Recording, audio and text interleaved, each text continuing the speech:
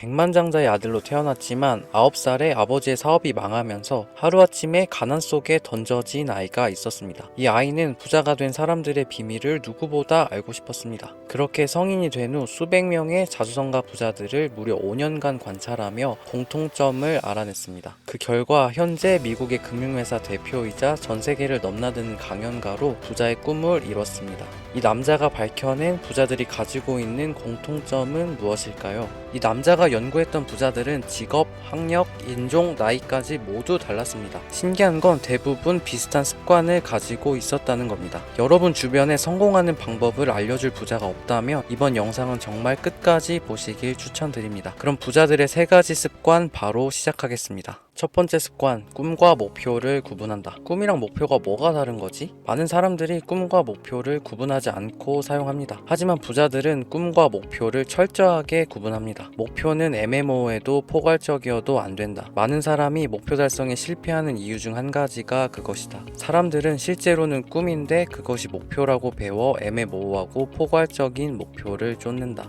꿈과 목표를 구분하는 것이 부자가 되는 것과 무슨 관련이 있을까요? 꿈과 목표를 구분하지 않으면 구체적인 행동을 할 수 없기 때문입니다. 내비게이션이 설치되어 있어도 목적지를 입력하지 않으면 어디로 가야 되는지 알려주지 못하는 것처럼 말이죠. 이 중 꿈은 무엇일까요? 3년 안에 1억 모으기, 월급의 50% 저축하기. 3년 안에 1억 모으기는 꿈입니다. 월급의 50% 저축하기는 꿈을 이루기 위한 목표입니다. 꿈과 목표의 차이점을 발견하셨나요? 가장 큰 차이는 행동입니다. 목표는 지금 당장 내가 할 수 있는 행동이 있어야 합니다. 근데 지금 당장 뭘 해야 될지 모르는데 어떻게 목표를 설정하라는 거야? 꿈만 보면 당장 어떻게 목표를 세워야 할지 막막하실 겁니다. 저자는 목표를 1일 목표, 월간 목표, 1년 목표, 장기 목표 4단계로 나눠서 설정하면 이 문제를 해결할 수 있다고 합니다. 장기 목표는 꿈이라고 생각하시면 됩니다. 1일 목표는 그날 해야 하는 행동 리스트이고 월간 목표와 1년 목표는 꿈을 이루는 과정을 체크할 수 있는 채점표입니다. 예를 들어 1년 후에 공인중개사가 되는 것이 꿈인 철수가 있습니다. 철수의 1일 목표는 앞으로 6개월 동안 하루도 빠짐없이 90분씩 공부를 하는 것입니다. 월간 목표는 150시간 공부하기와 월말 테스트에서 80점 받기를 설정했습니다. 그런데 월말 테스트에서 65점을 받았다면 월간 목표를 달성하지 못했으니 1일 목표를 하루 120분 공부하기로 수정합니다. 성공한 사람은 꿈을 이루게 해주는 목표를 세운다. 그들은 장기적 관점으로 사고하고 끊임없이 미래의 이상적 삶을 바라본다. 목표를 달성하는 과정에서 자신이 어디쯤에 있는지 확인하려고 노력하는 것이다. 지속적인 조정을 하면서 특정 행동을 취하고 그래도 목표 달성에 가까워지지 않으면 그 행동을 수정한다. 반면 성공하지 못한 사람은 꿈을 명확하게 정의하지 않았거나 성공이 하루아침에 이루어지지 않으면 꿈을 포기하고 만다. 저자뿐 아니라 수많은 부자들이 공통적으로 목표 설정을 강조합니다. 미국의 억만장자 그랜트 카도는 저서 집착의 법칙에서 목표 설정에 대한 중요성을 이야기합니다. 그는 자신을 빈털터리에서 억만장자로 만들어준 가장 강력한 습관은 매일 아침과 잠자리에 들기 전 목표를 적는 습관이었다고 합니다.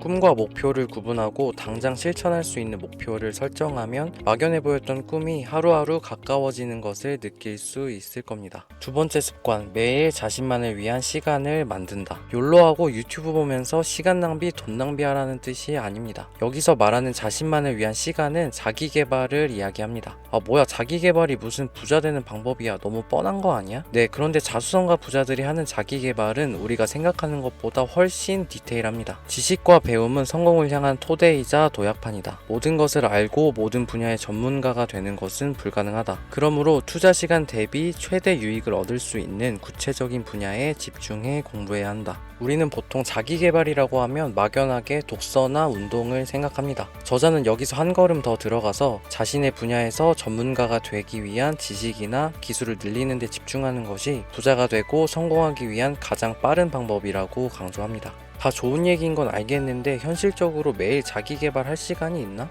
저자는 하루 30분이라도 매일 자기계발을 위한 시간을 만드는 것이 중요하다고 합니다. 의식적으로 자신을 위한 시간을 정해놓지 않으면 절대 꿈을 위해 행동할 시간을 만들 수 없습니다. 부자들이 대부분 아침 일찍 일어나는 이유도 자신에게 온전히 집중할 수 있는 시간을 만들기 위해서 아닐까요? 레버리지란 단어 많이 들어보셨을 겁니다. 부자들은 가장 잘하는 분야에 시간을 쏟고 다른 일은 다양한 방법을 통해 레버리지합니다. 타이탄의 도구들의 저자 팀 페리스는 이렇게 이야기했습니다. 당신 마음에 떠오르는 슈퍼히어로들, 기업가, 억만장자는 모두 걸어다니는 결점투성이들이다. 그들은 단지 한두 개의 강점을 극대화했을 뿐이다. 팀 페리스의 말처럼 전 세계적으로 이름이 알려진 사람들도 사실 한두 개의 강점에 집중한 사람들입니다. 여러분도 가장 잘하고 싶고 성공하고 싶은 분야에 매일 시간을 투자한다면 눈에 보이는 성과가 나타나기 시작할 것입니다. 세 번째 습관, 자신의 생각을 통제한다. 누군가 여러분 옆에서 자는 시간만 빼고 귀에 대고 욕을 한다면 어떨 것 같으신가요? 저라면 바로 주먹이 날아갈 것 같습니다. 인간은 하루 평균 6,200개의 생각을 한다고 합니다. 생각은 스스로에게 하는 말입니다. 심각한 건 인간은 본래 부정적인 존재라 6,000개의 생각 대부분이 쓸데없는 걱정과 부정적인 생각들이라는 겁니다. 부자들은 부정적인 생각이 들어오는 것을 인식하고 습관적으로 긍정적인 생각을 유지하기 위한 행동을 합니다. 성공한 사람은 자신의 생각을 통제한다. 나쁜 생각을 즉시 몰아내고 그 자리에 좋은 생각을 채운다. 그들은 나쁜 생각을 1초라도 허용하면 그런 생각이 뿌리를 내려 결국 자신의 행동을 부정적 방향으로 바꾼다는 것을 알고 있다.